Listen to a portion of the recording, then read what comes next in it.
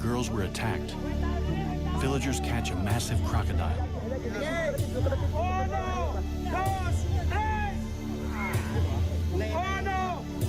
They hope it's the killer.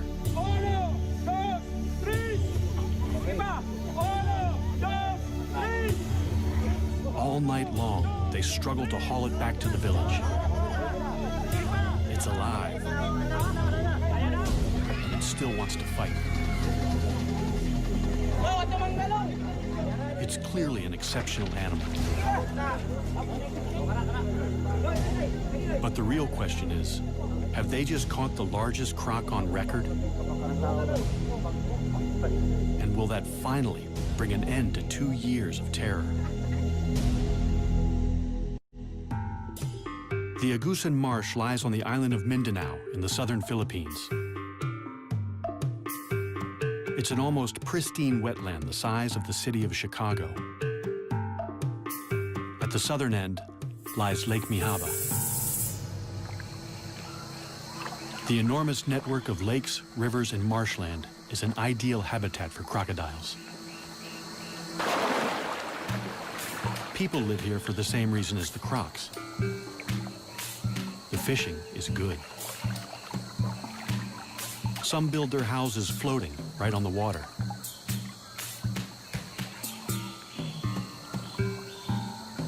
Others live in stilt houses dotted around the marsh. In the rainy season, the water level can rise by 4 meters. It seems idyllic, but something strange has happened. For 2 years, this water has brought misery and terror. A massive crocodile stalked the villagers. It ripped their precious water buffalo to shreds before their eyes. Attacked one fisherman and his son.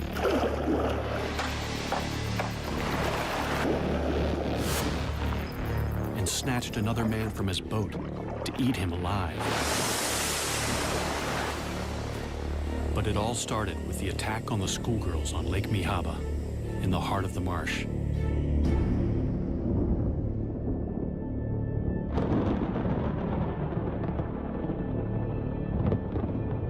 It's 6 o'clock, already nightfall. 11-year-old Rowena Ruiz and her friend Echel Rodrigo are heading home from school. Fisherman Roy Dagas follows right behind.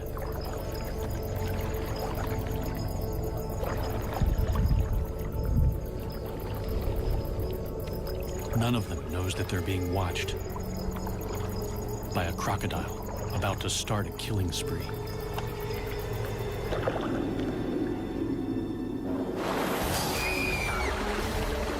Sitting up front, Rowena never sees it coming. Roy saves Echel from what looks like a monstrous crocodile. But Rowena is decapitated. Seeing her head in the crocodile's mouth was disgusting. Later on, we found her body covered with banana leaves. It was really smelling bad. Rowena's dugout canoe still bears the scars of the attack. This is Rowena's boat, and these are the bite marks left by the crocodile. Here, here, and here. What kind of monster can bite through solid wood? The culprit is a saltwater crocodile, or salty. They're the largest of all living crocodilians, typically reaching 4 to 5.5 meters. Salties prefer freshwater, but can live in the sea because they're able to excrete salt through special glands. They've spread thousands of kilometers across the ocean to colonize lands from India to Australia. Salties have been hunted to the brink of extinction in much of Southeast Asia for their fashionable and highly sought-after hides. They also have the strongest bite of any animal.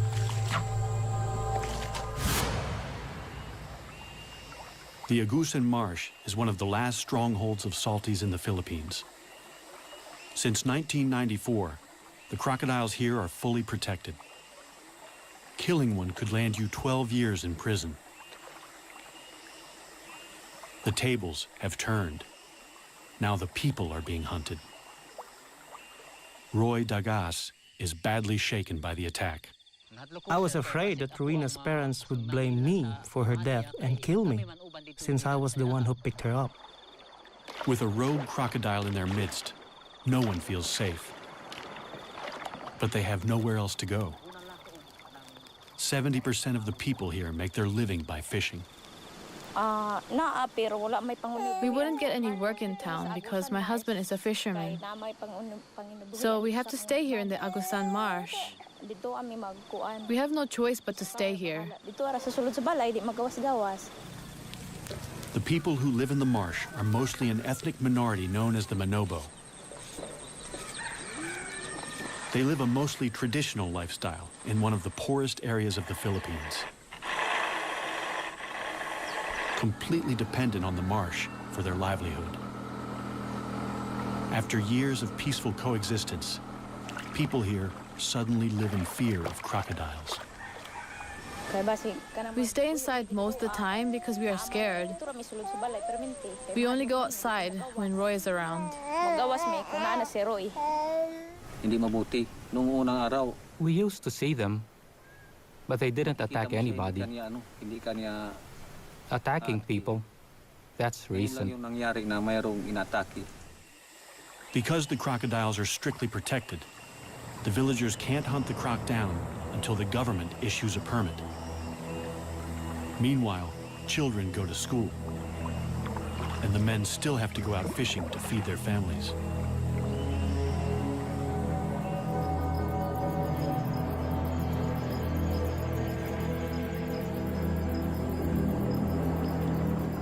Roy's brother, Rinaldo Dagas, is fishing with his son at their favorite spot in the marsh, right in the beast's lair.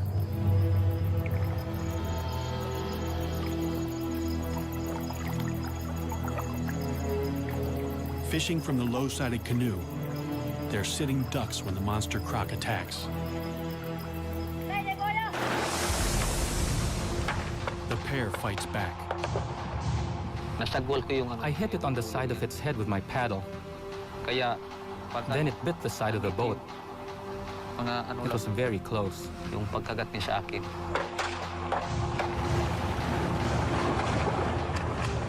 bolt to the bank for safety. Reynaldo cheats death, one of the few who live to tell the tale.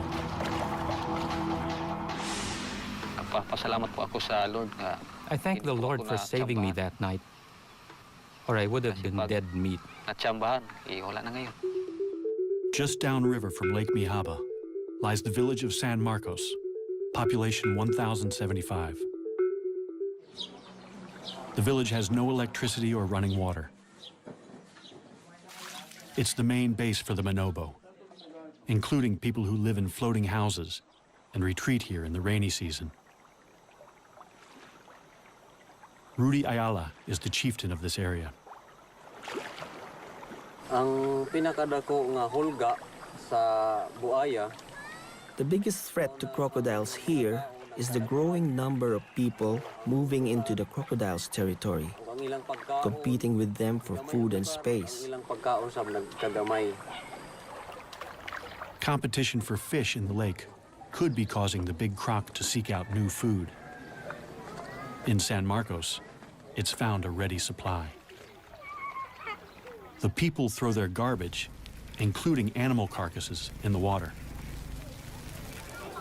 The crocodile has been spotted in the river that runs through the village. Rudy lays down the law. The advice is simple. Don't lure the crocodile into the village with easy meals. It seems to work. There are no further attacks near San Marcos. Instead, the crocodile sets off in a different direction.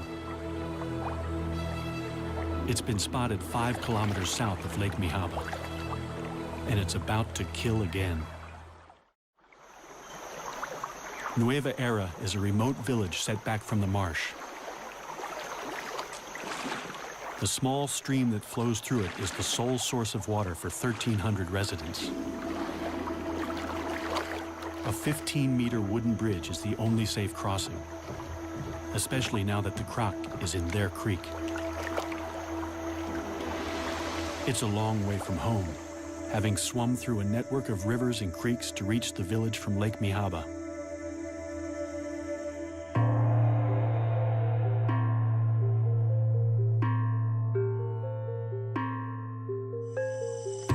Local farmer Daniel Oxtero has already worked a full day on the land. After dinner, he has to go out fishing, working a double shift to feed a wife and 7 children. He doesn't go far. Fishing near the bridge, he's within earshot of his younger sister. Daisy's house overlooks the creek.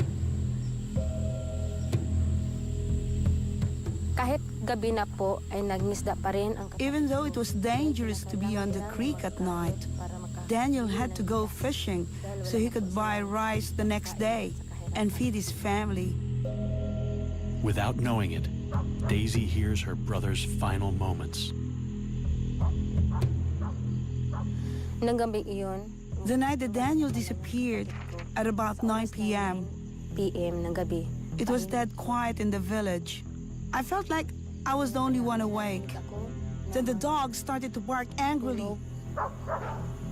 Mga tahol ng aso, parang galit na galit ang mga aso. And then I heard splashes in the water. Very loud splashes. Malapit sa ilog namin na napakalakas na palo.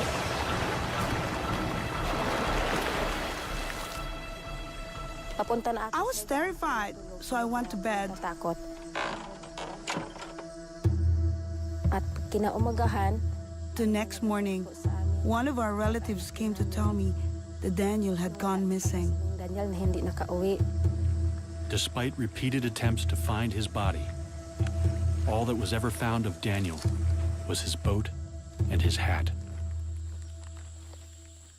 This picture is the only memory we have of Daniel, because just before he was killed, his house burned down and everything he owned was destroyed.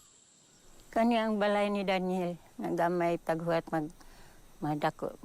This was Daniel's house, but it burnt down. He was building another one when he went missing. Nawala siya. Daniel's family lost a provider and a much-loved father and son. Guol ko kay wala naman siya. Of course I miss him. He's my son. Perhaps it was fate. He was a fisherman, and maybe this is a fisherman's fate. The fate of Daniel's killer is also sealed. The government in Manila has finally issued a permit to hunt down the rogue crocodile. As long as it's taken alive. There's only one man for the job. Croc legend Ronnie Sumiller has been hunting nuisance crocodiles for 20 years. This will be his most dangerous mission yet. Members of Daniel's family are eager to show Ronnie to where the attack happened.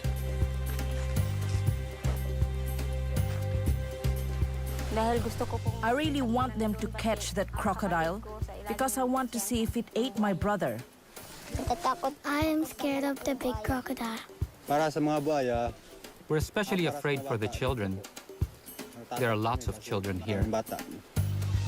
The children don't swim here anymore, but they're in great danger anytime they come close to the creek. The water's edge is a favorite hunting ground for crocodiles. They're ambush predators. It's a strategy honed over millions of years. By lowering their heart rate to 2 beats per minute, they can stay submerged for an hour without breathing, waiting for prey to stray into the strike zone. The attack is sudden and fast. Death can be slow. Crocodile teeth are not for chewing. They're for holding the prey, while the croc uses brute strength to rip it to pieces. They spin to tear off chunks from large prey, the infamous death roll. Smaller prey is shaken to pieces. Ronnie's plan is to use the croc's own preferred hunting strategy to capture it.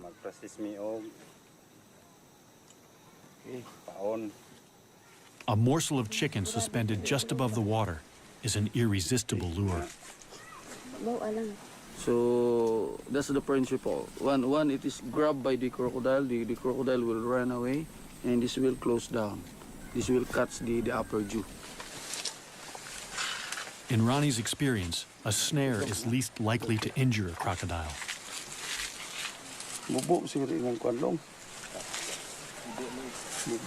So, this is a hard job because you have to make sure that we have to capture it alive.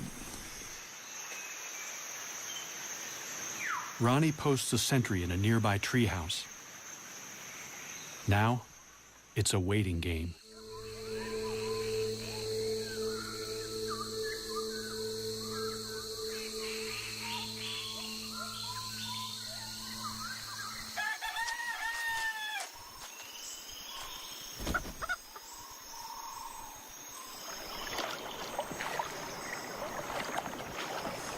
In the morning, the bait is gone and the trap is torn. A crocodile has done the impossible, snapped the steel cable, and escaped. The cable snapped.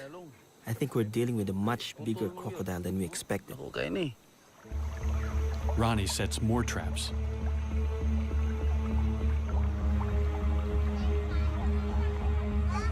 For the villagers, it's a terrifying wait.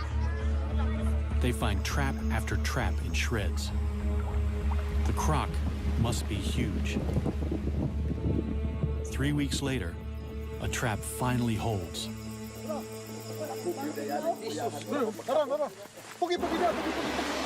This time, they've got it.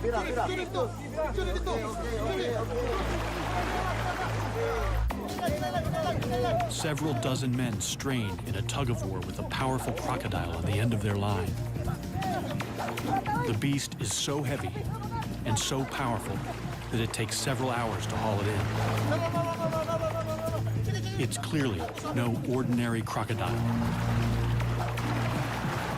But it's only when they finally land it that they realize exactly what they're up against. It's immense.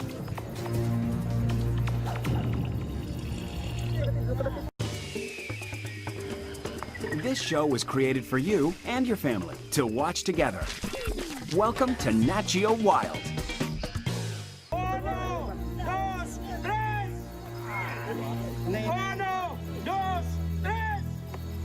60 people work all night to drag the beast 1.5 kilometers back to the village.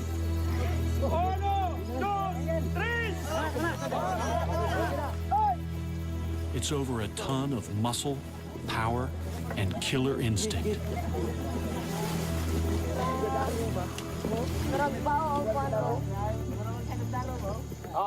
As word spreads that they've caught the killer, more and more jubilant onlookers flock to the creek. Everyone wants to get close to the enormous animal now that he's tied down.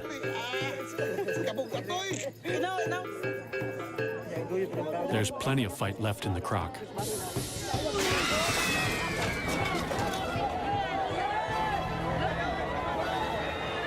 For a moment, everyone's heart stands still. The ropes only just hold. But the hard part is yet to come. They have to transport the enormous reptile 11 kilometers to a purpose-built tourist park at Consuelo, near the main road.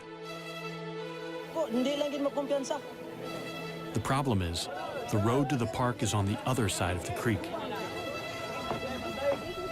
And the only bridge is far too rickety and narrow. They have to transfer the killer crocodile to a makeshift pontoon and float him across.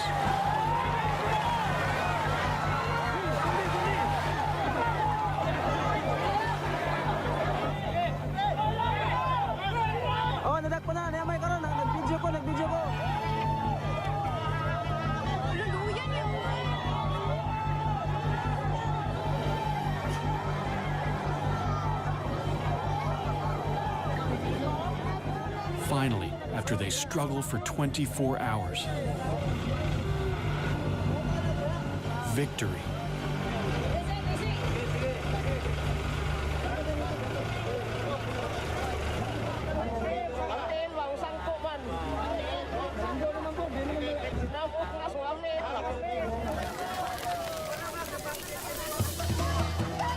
The party goes on deep into the night.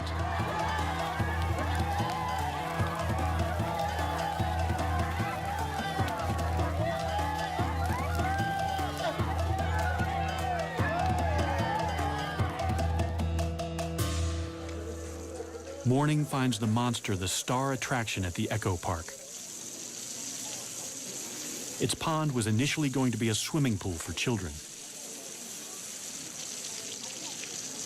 It's clearly a male. He weighs more than 1,040 kilos. Female salties rarely exceed 160 kilos and grow no more than 4 meters. This guy looks to be over 6. They call him Lolong. Lolong could get them into the Guinness Book of Records. They finally get a good look at him, but the villagers have second thoughts about whether this is the killer croc. That's not the right one, is it? No, it's too small. In the cold light of day, they say that no matter how big he is, he's just too small to be the killer.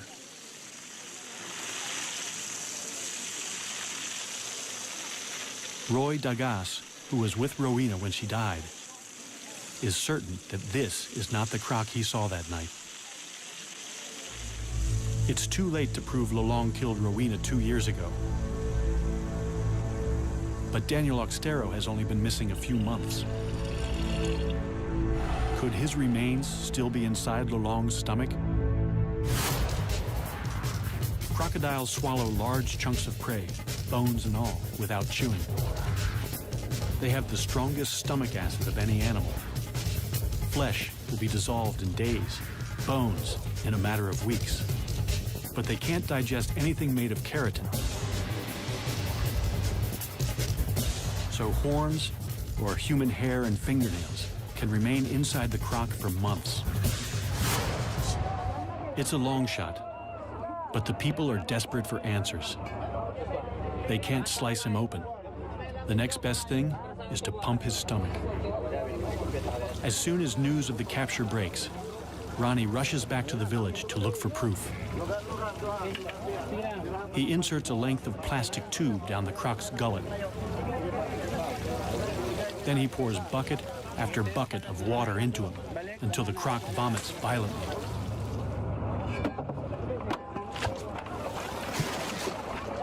Ronnie doesn't find any human remains. The stomach pumping is inconclusive. It's possible they didn't get everything out, or that Lolong had coughed up a hairball before they caught him. It's also possible that another giant crocodile killed Daniel, and that it's still out there. Life is returning to normal on the island of Mindanao, but it's not safe to go back in the water.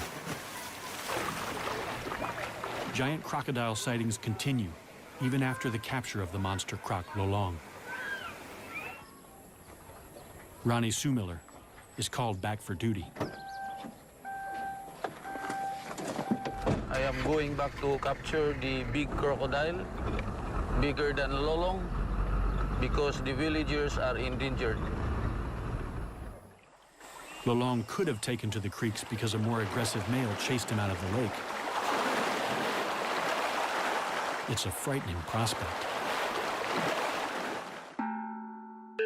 The first place to look is Lake Mihaba in the heart of the marsh. Agusan's crocs are notoriously shy, so the best chance of finding it is at night. We are going to Lake Mihaba to spotlight and hopefully to see large crocodiles. With a local guide, he ventures into the crocodile's world at the most dangerous time. Every attack so far has occurred at night. It's dangerous. to do this in this lake because of the presence of the large crocodile. But using flashlight, normally they will not attack. They're not alone. There are hundreds of crocodiles all around them. One of them could be the giant killer. In this lake, it could be 2 or 3 large crocodiles. Could be as large as lolong, maybe 20 feet. They see lots of smaller crocs.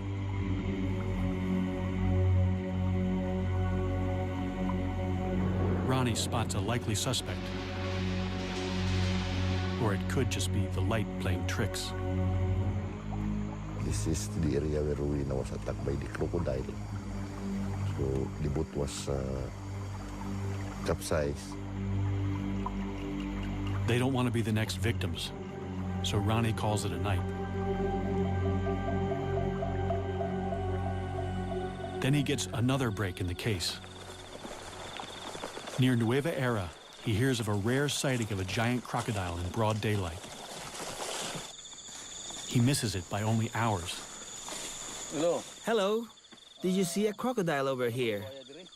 Yes, at about 11 o'clock. So, this is where its head was positioned? Yes, with its shoulders over here.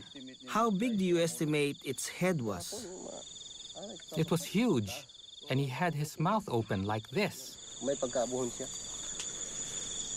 With a stick, Ronnie measures where the head was, so he can estimate the croc's total length. I've never seen a crocodile like this. He is almost 40 feet, I should say. It's really a huge crocodile. Even for a skeptic, it's scary to imagine the croc that hauled out here. Then Ronnie discovers that this is not the first time that someone has reported a 12-meter croc around Nueva Era. A few months ago, Javar Abdul saw a colossal crocodile take down his prize water buffalo, or carabao.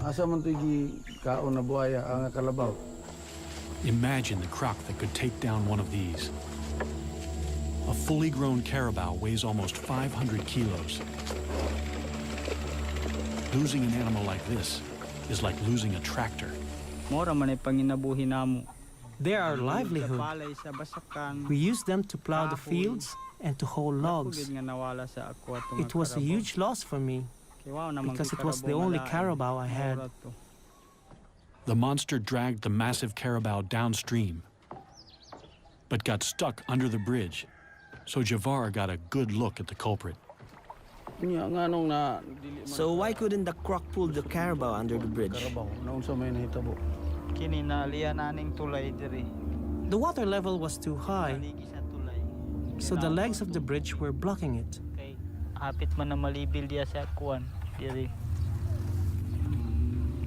And how many crocodiles were there? 2. 2? Were they different sizes? Yes, a big one and a smaller one.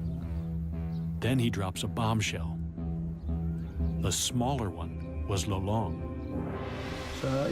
How big do you estimate the big one was? I estimate more or less from that point over there to the far side of the bridge. Okay, let's measure that. Instead of one giant croc chasing another out of Lake Mihaba, it seems 2 giant crocs were feeding together. And the second one was even bigger than Lolong. Wow! 12 meters, ang taas. Oh, dako gyud nga buhaya kay 12 meters man. Ronnie now has 2 sightings of a croc even larger than Lolong, the one they captured. And no incriminating material in Lolong's stomach. So another croc could be responsible. Good news.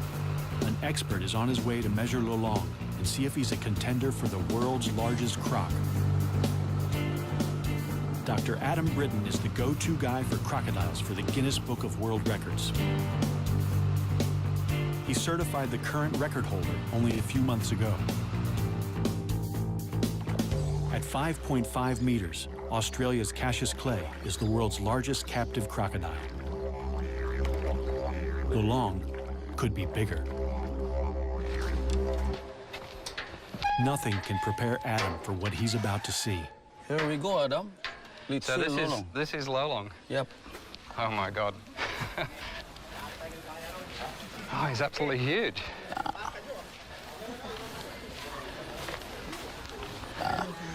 That's Lolong. It's incredible. Yeah. So really huge. I think he's the biggest crocodile I've ever seen. To qualify for the Guinness record, Adam has to ensure Lolong lies perfectly flat and dead straight. So how do you measure a giant man-eater? It would be good to do it actually down the crocodile's back. Very carefully. I'm actually going to inject him with 2 different drugs. One is a muscle relaxant, and the other one is Valium. So he'll actually, hopefully, be quite happy while we're measuring him. While he's under, Lolong is in danger of overheating, so he must be constantly hosed down. Adam has never sedated a crocodile this big before, and he's not sure how long it will take. But it's a large crocodile, and it's going to take a long time. Relative to how long it normally takes, it's going to take a long time for this drug to actually take effect. First, he has to get the needle into the monster croc. Adam gets dangerously close to the largest salty he's ever seen. So yeah, Ronnie, if you can keep a close eye on him. Yep. You see, he's got his left legs backwards, so he's still quite relaxed. But look for any signs like he starts to lift himself up or starts to move his head. This is now in a relaxed position. That's he's in a relaxed position right now. Yes, I can get out of the way quite easily, and I'm going to go that way if anything happens. Adam has nerves of steel, but Lolong reminds him who's the boss. He felt that.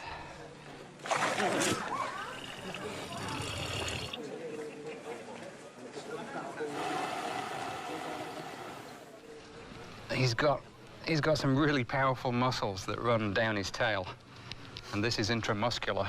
So I'm just gonna go between the scales here. You see, this skin is so soft, it'll just go straight in. If I were to try and get it through there, it's actually quite tough. Okay.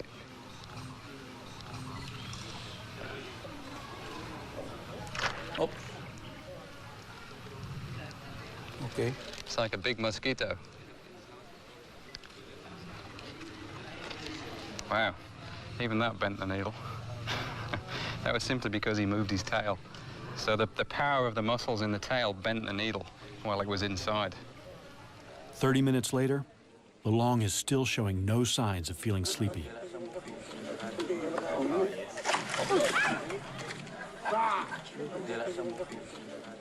It's actually good. Every time he swings like this, then his blood is pumping. And the sedative that we put in will take effect more quickly. Okay. The sedatives are still showing very little effect. But Adam has drugged Lolong as much as he dares. Too much could kill him. They're going to have to shut those massive jaws by force. We have to remember that this crocodile is huge, it's enormously heavy, very powerful. Adam can't do it alone. He's going to need some help. We're going to use 6 people for this procedure. He's going to have, by the time we've finished here, he's going to have 2 ropes on his jaws. So one person on either side of his head is going to hold those ropes nice and tight. Then I'm going to jump on the back of his neck and push his head down. This is after I put a towel on his eyes. I'm going to get one person then behind me to help me keep weight on his chest, and then 2 more people on his back legs. And we're going to lift his legs up off the ground so that he doesn't have any leverage with those legs. And he's still going to be stronger than us, really. I mean, he's huge, incredibly powerful, strong crocodile. But it's amazing when you get on the back of the head, particularly, and you cover the eyes and you put pressure down there, they often give up. They'll just sit there and say, okay, do what you need to do. Fingers crossed, anyway. Ronnie rounds up 5 volunteers. They have to get in the pen with the giant crocodile and sit right on his back. Okay, let's go and test him first and see if that drug is taking any more effect.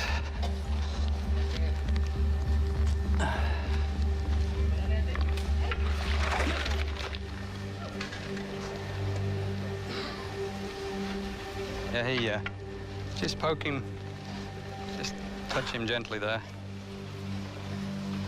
You see the way he tried to flick his head then?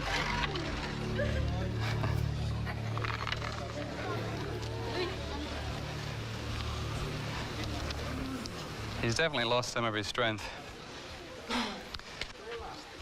They place towels over Lolong's eyes to help keep him calm. Okay.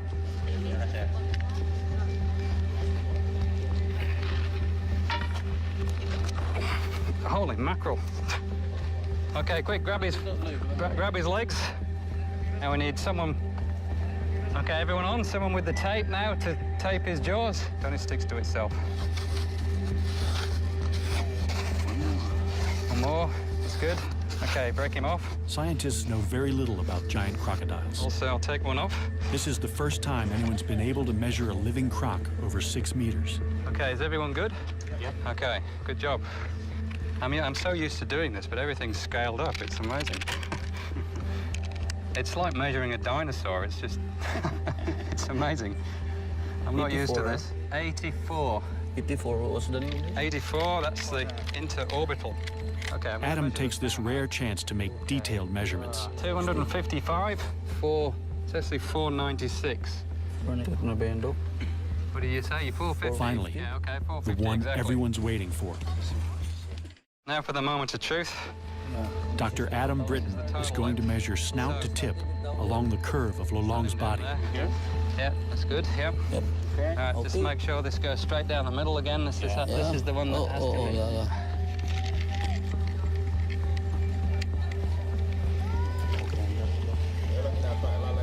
Can I get someone to hold this? 6170. 6170. Which is the largest saltwater crocodile in the world. 6170. In fact, that's the largest crocodile in the world, full stop. 6170.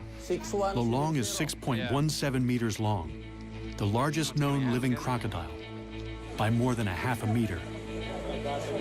Time for a photo opportunity as Adam declares a new Guinness World Record. The official size of Lolong is 6.17 meters.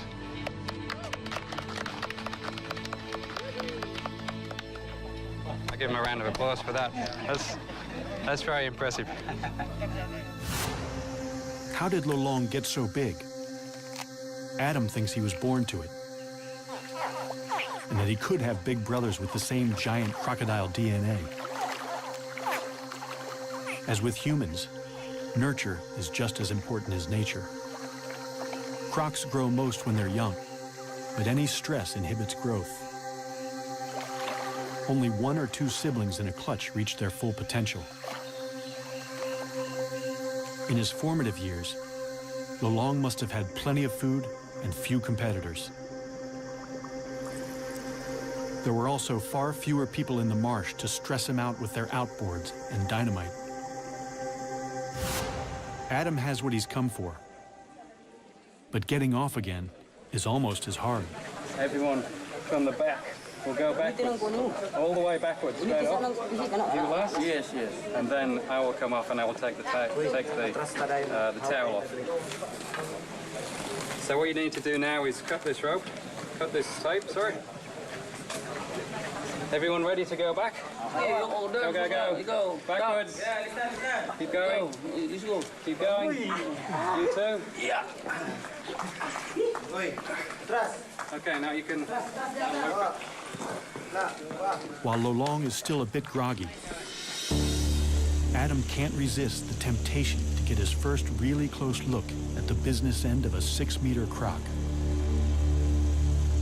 This is probably the most powerful set of jaws in the world, with teeth that'll make a meal of anything unfortunate enough to get too close. One thing that's interesting with these big crocs is the size and the shape of the head varies a lot. Lolong's is quite wide, so it's actually very interesting. He's got all these incredible gnarly ridges all the way down the front of his snout. But you look at his head and it's so flat and wide. Oh, and now he's opening his eyes to look at me. So, well, if he's looking at me, I'm going to move a little bit further out of range. So a saltwater crocodile has got the strongest bite of any animal, without question, and particularly Lolong. I mean, this will be, if we were to measure this bite, he would be the strongest that had ever been measured. It's quite amazing. But if you're going to have such an incredibly strong bite, then the jaws have got to be strong enough so that they don't splinter when you bite down on something like a turtle, for example. And the whole shape of the crocodile's head is really designed to give it that strength so that it's reinforced. So if he bit down on something, then it's not going to escape. Which reminds me, I better step back before I actually test this myself. Lolong is now officially the world's largest crocodile. His newfound fame is a massive boon to the community's tiny economy. In just the first few months, he brings in over $11,000 from tourists. There's a thriving cottage industry of Lolong-related goods. Their once mortal enemy has become a source of pride. However, there is still no proof that Lolong killed anyone. The attacks probably started because more and more people are moving into the crocodile's territory. And crocs are smart. Once they're onto an easy meal ticket, they'll keep coming back. There have been no more deaths since Lolong's capture. Still, the rumors of another giant croc won't go away. And after Adam and Ronnie go home, the people of the Agusan Marsh will still be living with thousands of crocs just meters from their houses. They've caught the world's largest crocodile, and they have a pen ready for his bigger brother. No matter what the experts say, the people believe that the real killer is still out there.